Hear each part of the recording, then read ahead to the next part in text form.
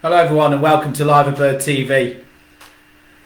So obviously it's been a really difficult few weeks for Liverpool, for us Liverpool fans, and it's one of those where you find out, I always say this, you find out who you are as a supporter when the shit hits the fan and when the club really needs you.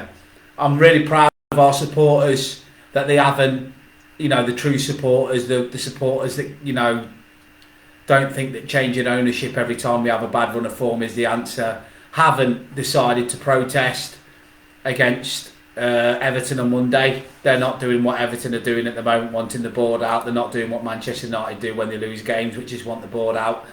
They're sticking by the players, the owners, the fans. All right, every single Liverpool fan knows we want and need more money just to compete.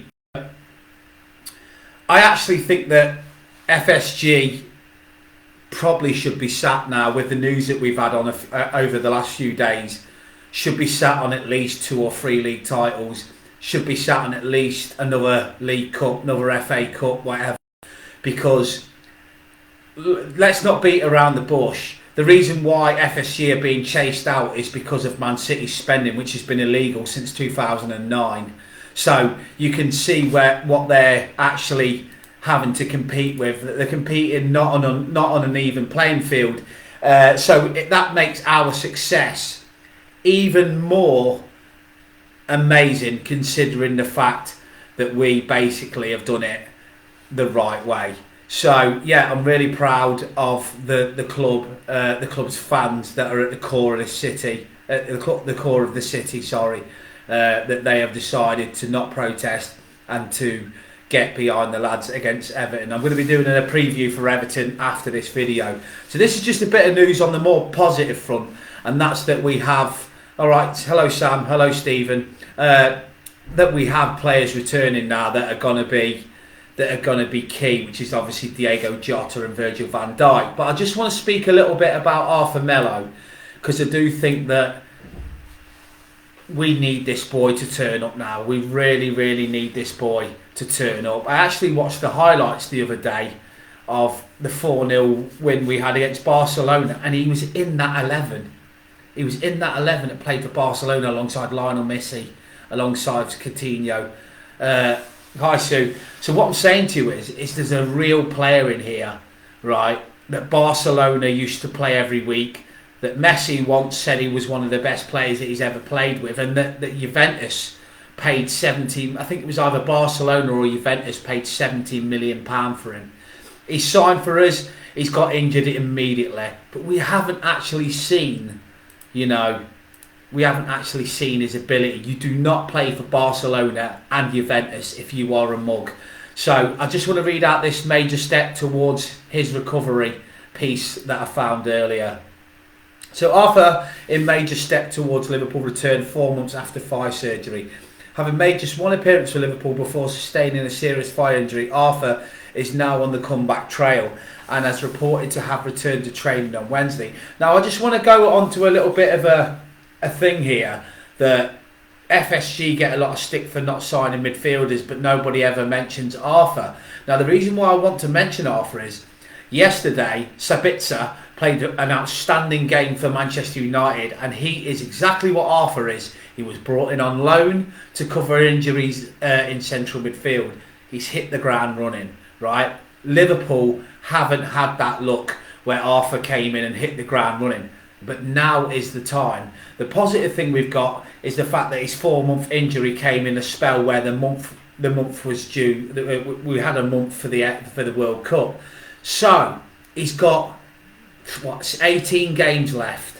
18 games now to get fit, to get in this team, because, like I keep saying, the lad's in his mid-20s, has played for Barcelona and has played for Juventus for a reason. So I'm just going to go back to my piece. The Brazilian midfielder who arrived on loan from Juventus at the end of last summer's transfer window, tore a thigh muscle in October, having spent the early stages of his arrival trying to build up his fitness levels.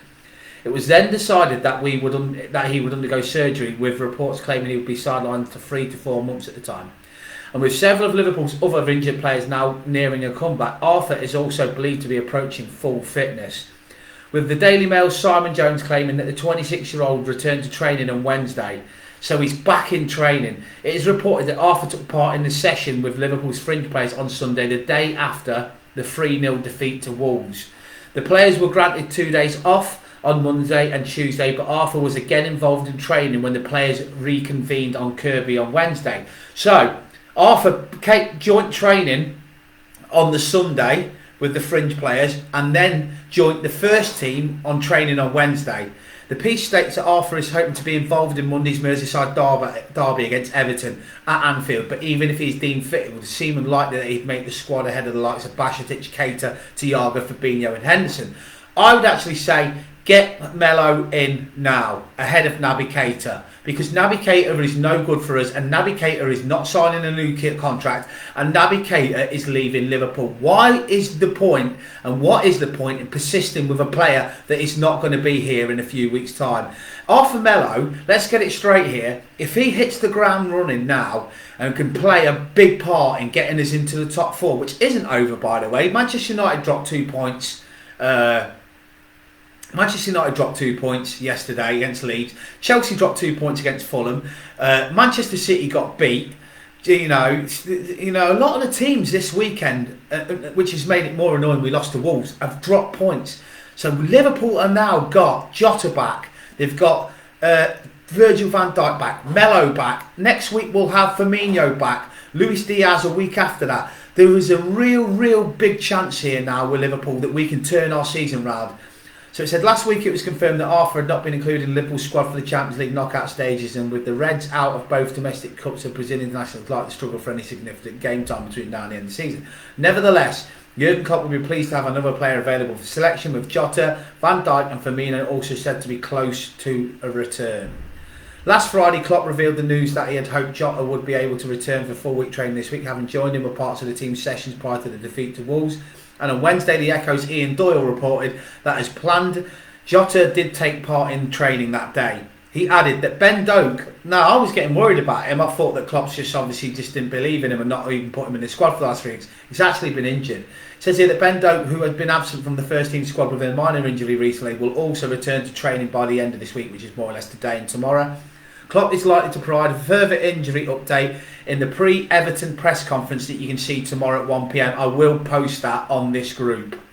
So I hope everyone's all good. This is just a short video. Keep an eye on the page today because I'm going to be doing quite a lot more.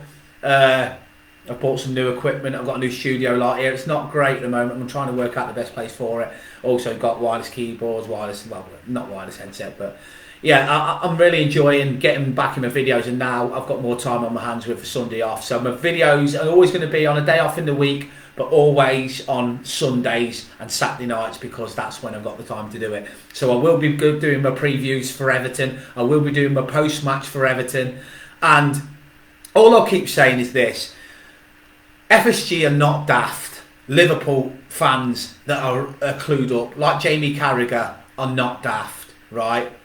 Our way of working for years worked, and just think of what we should have won had we not been against cheats for that duration of them. You know, you're talking 3 more league titles. We could be sitting here moaning about owners that could be on 4 league titles by now. Because let's not forget, the only reason why fans want FSG out is because they see Man City signing all these players. But they've been doing it illegally because they've been making, you know what's called shadow contracts for their players and managers. So they've cheated. That's a fact. It's something that we've always known. So get behind our owners for once, rather than you pathetic FSG out things. Nobody wants to see a club upside down in turmoil. It's not good for the club. Look at Everton. Everton could not sign a single player in the transfer window because of the toxic fan base, because of protests. Nobody wants to sign for a club that is upside down. Back FSG until they sell or partial sale, because they've admitted that they need help, which I actually admire them for. So stop with the bullshit. Stop with the negativity. We're not Man United, we're not Man City, we're Liverpool. When we walk through a storm, we walk through a storm together. Get behind the lads. Derby day, Monday, cannot wait. You'll never walk alone.